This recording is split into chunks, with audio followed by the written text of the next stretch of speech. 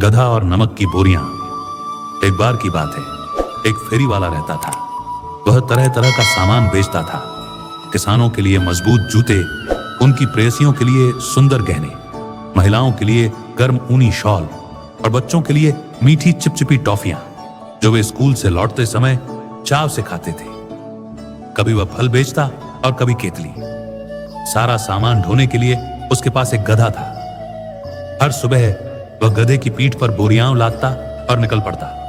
एक घर से दूसरे घर, एक गांव से दूसरे गांव, एक बाजार से दूसरे बाजार। फेरी वाला हमेशा आगे आगे चलता, मस्ती में सीटी बजाते हुए। बेचारा गधा पीछे पीछे चलता, जैसे तैसे मालिक के साथ कदम मिलाने की कोशिश करता और भारी बोझ से कराता।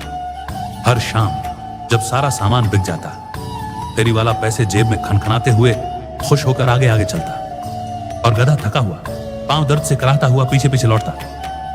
हाय मेरे पैर, मेरी कमर। गधा हर रात अपने अस्तबल में घास पर गिरते ही कराता। एक बूढ़ी सी स्लेटी बिल्ली जो उसके साथ अस्तबल में रहती थी, सिर हिलाकर आह भरती। बेचारा बूढ़ा गधा, वह बुदबुदाती और रात के अंधेरे में निकल जाती। एक सुबह फेरी वाले ने गधे की पीठ पर नमक से भरी 12 भारी बोरियां लाद दी। यह बोझ गधे के रोज के बोझ से कहीं ज्यादा भारी था। गधा कराह, लेकिन हमेशा की तरह सब कुछ सहता रहा। आज इस नमक से मुझे अच्छा मुनाफा होगा, फेरी वाले ने गधे से कहा। हर औरत को अपने खाने में नमक चाहिए होता है और वे अच्छे पैसे देंगी। मैं आज रात अमीर बन जाऊंगा। यह कहकर वह रास्ते में नाचने लगा। लेकिन गधे के दिमाग में बस भारी बोझ और लंबा दिन था। गधा धीरे धीरे फेरी वाले के पीछे चला। अब सूरज सिर के ऊपर आ गया था। गधा गर्मी और थकान से बेहाल था और पानी के लिए तरस रहा था। उसे पता था कि आगे एक ठंडी मीठे पानी की धारा है। वह जितनी जल्दी हो सका थके कदमों और भारी बोझ के साथ वहां पहुंचा और पानी पीने को झुका। धारा का किनारा कीचड़ और फिसलन भरा था। गधा फिसला और पूरी बोरियों के साथ पानी में जा गिरा। अरे बचाओ बचाओ! गधा डर से चिल्लाया। उसके पैर पानी में बेतहाशा फड़फड़ा रहे थे। मैं तो डूब जाऊंगा इस भारी बोझ के साथ। लेकिन तभी उसने महसूस किया, वह तैरने लगा है और उसकी पीठ पर का बोझ जैसे जादू से गायब हो गया। वह जल्दी से किनारे पर चढ़ा और खुद को झटका। हां, उसकी पीठ से सारा भार जैसे गायब हो गया था। दरअसल सारा नमक पानी में घुल गया था, लेकिन गधे को यह बात नहीं मालूम थी। आखिरकार अब मैं इस भारी बोझ से छुटकारा पा सकता हूं, गधे ने सोचा और खुशी से जोर जोर से ढेंचू ढेंचू किया। उस रात उसने बूढ़ी स्लेटी बिल्ली को सब कुछ बताया, कैसे वह फिसलकर पानी में गिरा और कैसे उसकी पीठ का बोझ अचानक हल्का हो गया। अब मैं फिर कभी भारी बोझ नहीं उठाऊंगा, गधे ने गर्व से कहा। जब भी बोझ ज्यादा लगेगा, मैं बस पानी में गिरने का नाटक करूंगा और सारा बोझ जादू से हल्का हो जाएगा। बिल्ली ने सिर हिलाया और आह भरी। बेचारा बूढ़ा गधा, और वह चुपचाप रात के अंधेरे में निकल गई। अगली सुबह फेरी वाले ने गधे की पीठ पर फिर बोझ लादा। इस बार कपड़े के गट्ठे, जिन्हें वह अगले गांव में बेचने जा रहा था। आज जरा संभल कर चलना बूढ़े गधे, फेरी वाले ने कहा। कल एक पैसा भी नहीं कमाया, आज दोगुना कमाना होगा, नहीं तो रात को भूखे सोना पड़ेगा। गधा फिर धीरे धीरे उसके पीछे चला। पीठ दर्द से कराहता हुआ और पैर भी दुख रहे थे।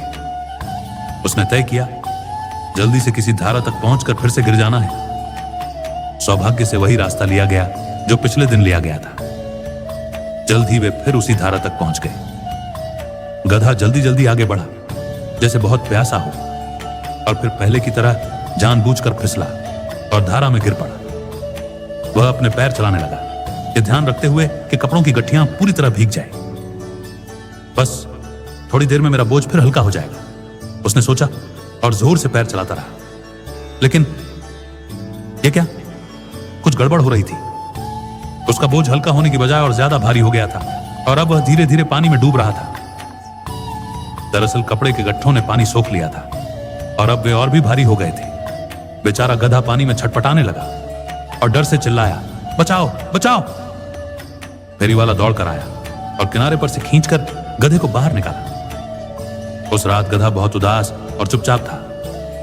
उसे भीगे भारी कपड़ों को वापस घर तक ढोकर लाना पड़ा। उसकी कमर सचमुच बहुत दर्द कर रही थी और सबसे बुरी बात, उसे सर्दी भी लग गई थी। वह घास में दुबका सिकुड़ा पड़ा था और बुरी तरह छींके मार रहा था। बूढ़ी स्लेटी बिल्ली ने उसकी ओर देखा, सिर हिलाया और कहा, बेचारा बूढ़ा गधा। फिर वह चुपचाप रात में निकल गई।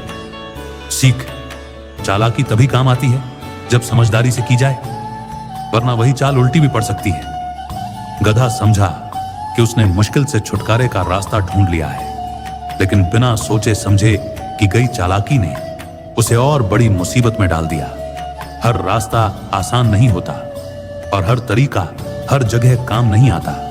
अगर आपको यह कहानी पसंद आई हो तो लाइक और शेयर जरूर करें। ऐसी ही और मजेदार और सीख से भरी कहानियां देखने के लिए मोनर कोथा को सब्सक्राइब करना ना भूलें। घंटी दबाइए ताकि अगली कहानी की ढेंचू आपसे न छूट जाए।